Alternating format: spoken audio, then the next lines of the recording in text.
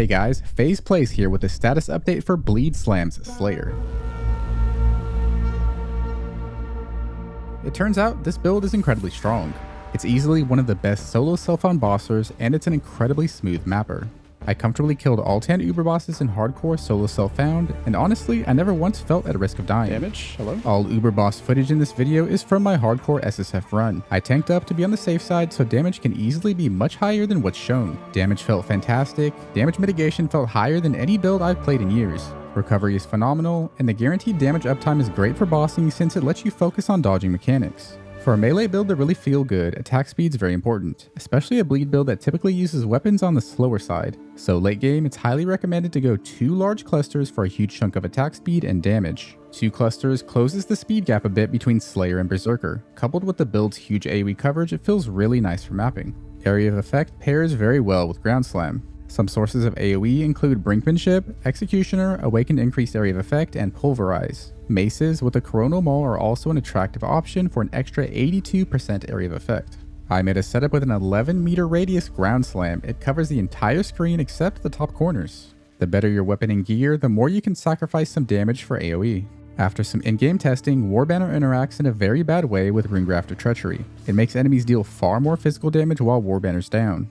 Be sure to never combine Warbanner with this Runegraft unless you have a Death Wish. On the plus side, this also makes the single target rotation a bit easier. A common question that was asked is, when do I swap from Sunder to Ground Slam? Sunder ended up performing extremely well on low gear levels, mainly due to the shockwaves. So it's generally recommended to stay Sunder until you have an 800 plus DPS axe, or you get Vol Ground Slam of Earthshaking. The Grafts to aim for are Seize the Flesh and Heart of Flame. Seize the Flesh places many spikes on the ground and they explode after you exert an attack. Spikes can even be pre-stacked for bosses. These do incredible damage, especially with Pride and Vulnerability. Heart of Flame is a fantastic defensive graft. It puts a huge shield on you that absorbs 80% of damage taken. It basically doubles your life pool. Combine this with the Mastery that considers you full life above 90% to prevent blood rage and other chip damage from triggering it. It essentially functions as a far more powerful cast when damage taken Molten Shell. If maximum damage is preferred, Heart of Flame can be replaced with Return to Dust, or more aptly described as the Fist Slammers.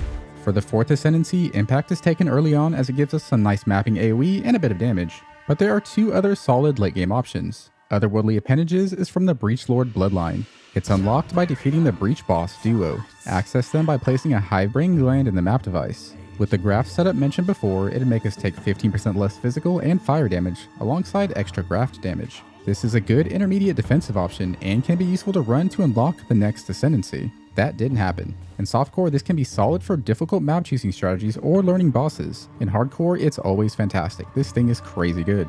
The aftershock damage is barely even noticeable with Overleech, and taking 40% less damage makes armor so much stronger. Unlocking it in Simulacrum can be tricky. With good gear, it's not too bad. It felt pretty safe when I did it in hardcore. Use Sunder as it excels with the extreme monster density. For flasks, run Jade, Granite, and triple resistance flasks. Consider unspecking Iron Reflexes and Unwavering Stance if you have them. It may be worth swapping out Pride for Period of Elements if a wave has dangerous elemental ailments like Brittle. I have updated the Path of Building notes to be more thorough alongside some minor build tweaks including dual large clusters. Overall, this build is a well-rounded beast and has a very enjoyable screen-wide clearing playstyle. Any enemies you touch will bleed out. In softcore, consider playing this build with a huge area of effect setup, possibly with maces. In hardcore, I'd recommend the typical axe setup and then later transition to a That Didn't Happen setup for an absurd amount of tankiness. Softcore or hardcore, SSF or trade, you really can't go wrong with Bleed SLAMS. If you enjoyed the video, click like and subscribe. As always, thanks for watching.